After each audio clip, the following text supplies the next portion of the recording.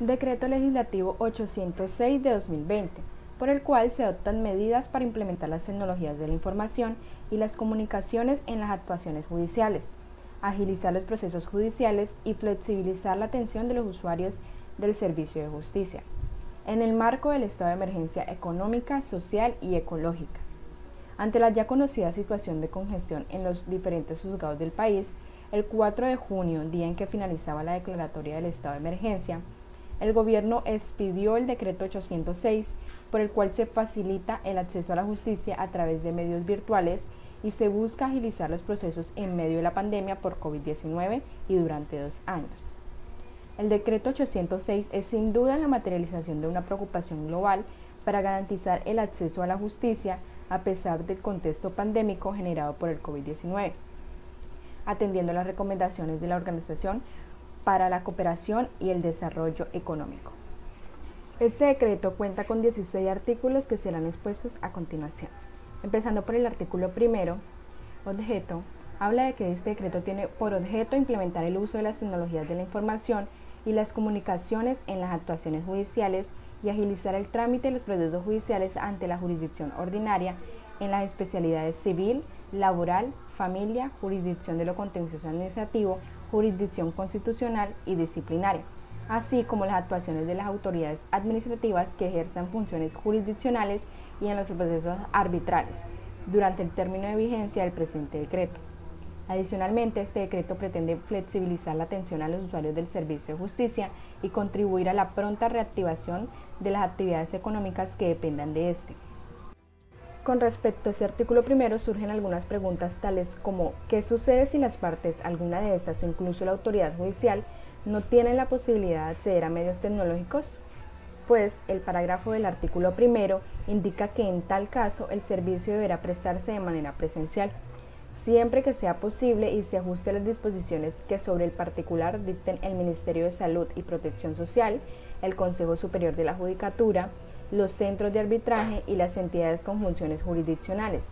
No obstante, exige que para que se dé tal situación, los sujetos procesales y la autoridad judicial competente deberán manifestar las razones por las cuales no pueden realizar una actuación judicial específica a través de las tecnologías de la información y las comunicaciones, de lo cual se dejará constancia en el expediente y se realizará de manera presencial. Artículo número 2. Uso de las tecnologías de la información y las comunicaciones. Este habla que se deberán utilizar las tecnologías de la información y de las comunicaciones en la gestión y trámite de los procesos judiciales y asuntos en curso, con el fin de facilitar y agilizar el acceso a la justicia, como también proteger a los servidores judiciales como a los usuarios de ese servicio público. Pero hay una pregunta. ¿Las actuaciones efectuadas en el interior de un proceso requerirán de firma, presentación personal o allegarse de manera física? La respuesta es no. La parte final del inciso segundo del artículo 2 indica que las actuaciones no requerirán de firmas manuscritas o digitales, presentaciones personales o autenticaciones adicionales, ni incorporarse o presentarse en medios físicos. Lo anterior indica que la constancia de quien suscribe determinada actuación será, en nuestro concepto, la dirección electrónica respecto de la cual se remita esta, dirección que debe coincidir con la registrada en el Registro Nacional de Abogados y, por supuesto, con la acreditación que como parte del proceso se haya hecho de forma previa. Siguiendo con el artículo número 3, deberes de los sujetos procesales en relación con las tecnologías de la información y las comunicaciones, este menciona que es deber de los sujetos realizar sus actuaciones y asistir a las audiencias y diligencias a través de medios tecnológicos. Menciona que deberán suministrar los canales digitales elegidos para los fines del proceso o trámite y enviar a través de estos un ejemplar de todos los memoriales o actuaciones que realicen, simultáneamente con copia incorporada al mensaje enviado a la autoridad judicial. Es claro que todos los sujetos procesales cumplirán los deberes constitucionales y legales para colaborar solidariamente con la buena marcha del servicio público de administración de justicia. Por último, el artículo número 4, expedientes, señala que cuando no se tenga acceso al expediente físico, la autoridad judicial y los sujetos procesales colaborarán proporcionando por cualquier medio las piezas procesales que se encuentren en su poder y que sean necesarias para desarrollar la actuación subsiguiente. No obstante, se advierte que la autoridad judicial debe coordinar lo anteriormente previsto. Ahora bien, en tanto que la autoridad judicial cuente con el expediente digital, debe compartirlo a las partes y si cuentan con las herramientas para digitalizarlo, debe hacerlo. Artículo 5. Poderes. Este artículo indica que los poderes especiales para cualquier actuación judicial se podrán conferir mediante mensaje de datos, sin firma manuscrita o digital, y con la sola antefirma se presumirán auténticos y no requerirán de ninguna presentación personal. En el poder se indicará expresamente la dirección de correo electrónico del apoderado, que deberá coincidir con la registrada en el Registro Nacional de Abogados. Artículo 6. Demanda. La demanda se deberá presentar en forma de mensaje de datos, al igual que sus anexos, a la dirección de correo electrónico que el Consejo Superior de la Judicatura disponga para efectos del reparto. Ya no serán necesarias copias físicas ni electrónicas para el archivo del juzgado ni para el traslado. Adicional a esto, en cuanto a efectos de notificación, deberán indicarse en la demanda el canal digital donde deben ser notificadas las partes, sus apoderados, representantes, los testigos, peritos y cualquier tercero que deba ser citado al proceso, y de no hacerse será una causal de inadmisión. Artículo 7. Audiencias. Este artículo dispone que deberán realizarse utilizando medios tecnológicos a disposición de las autoridades judiciales o cualquier otro medio puesto a disposición por una o por ambas partes. La presente norma indica que podrán efectuarse de manera virtual o telefónica, lo que equivale a indicar que si alguna de las partes no tiene acceso a internet, pero sí a un canal telefónico, se podrá habilitar tal canal. Artículo 8. Notificaciones personales. Este artículo requiere de especial atención debido a que señala que las notificaciones que deban hacerse de manera personal podrán efectuarse con el envío de la providencia como mensaje de datos a la dirección electrónica que suministre el interesado en que se realice dicha notificación. Efectuada esta notificación, la parte interesada deberá firmar bajo gravedad de juramento que la dirección que suministró corresponde a la usada por la persona a notificar. Además, informará la forma como la obtuvo y allegará evidencias correspondientes. Bueno, artículo 9. Notificación por estado y traslado. Las notificaciones por estado se entienden que es una forma de dar a conocer a las partes del proceso ciertas disposiciones tomadas en este. Entonces dice que estas notificaciones se fijarán virtualmente con inserción de la providencia y no será necesario imprimirlos ni firmarlos por el secretario.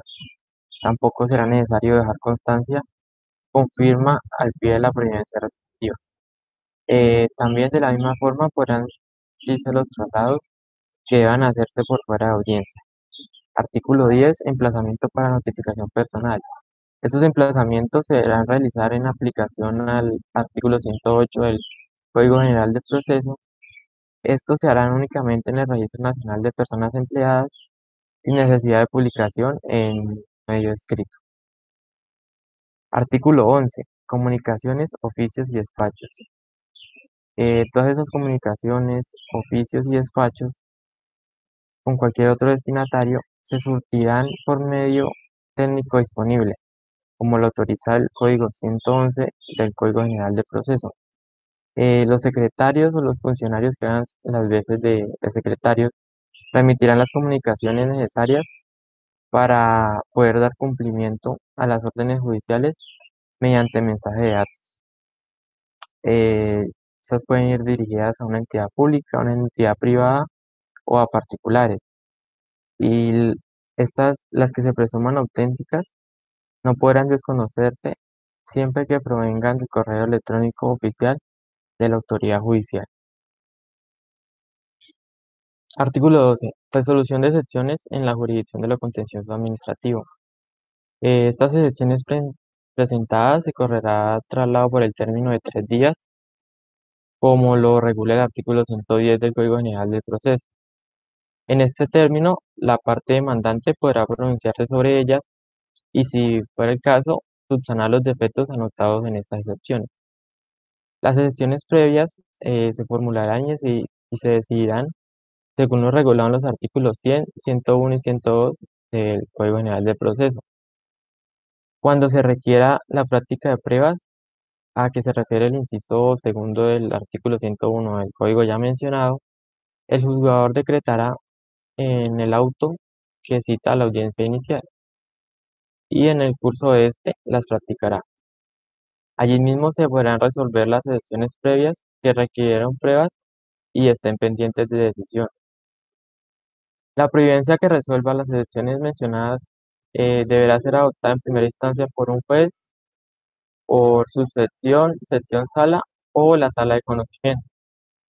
Contra esta decisión podrá proceder el recurso de apelación, el cual será resuelto por la subsección, sección o la sala del tribunal o el Consejo de Estado. Cuando esta decisión se profiera en única instancia por los tribunales y Consejo de Estado, se decidirá por el magistrado ponente y será suplicable. Bueno, artículo 13. La sentencia anticipada en lo contencioso administrativo, el juzgador, el juez, deberá dictar una sentencia y después, antes de la audiencia inicial, se deberá hablar de temas de puro derecho o en forma de pruebas también, para alegar por escrito también con las cosas previstas en el artículo 181 de la ley 1437. Y después proferida la sentencia por escrito, se dictará, pues el juez decidirá. A criterio del juez, atendiendo a la complejidad pues que fuera necesario, se dictará en máximo 10 días por escrito y en un término de no mayor pues a 20 días se dictará la sentencia. Cuando hablamos ahora, artículo 14, las apelaciones en sentencia en materia civil y familia. El recurso de apelación contra la sentencia en los procesos civiles y familia, se deberá tener en cuenta las pruebas que están en el artículo 327 y el juez se pronunciará dentro de los términos de 5 días. Ejecutoria del auto que admite pues el recurso o niega la solicitud de pruebas del apelante deberá sustentar el recurso a más tardar 5 días, o si no se declarará un proceso desierto o un recurso desierto, perdón. Artículo 15, que habla de la apelación material laboral. El recurso de apelación contra las sentencias de autos dictados en materia laboral se tramitarán durante, si pues se ejecutaría el auto, se admite la apelación o la consulta, se hará en un traslado de solo 5 días.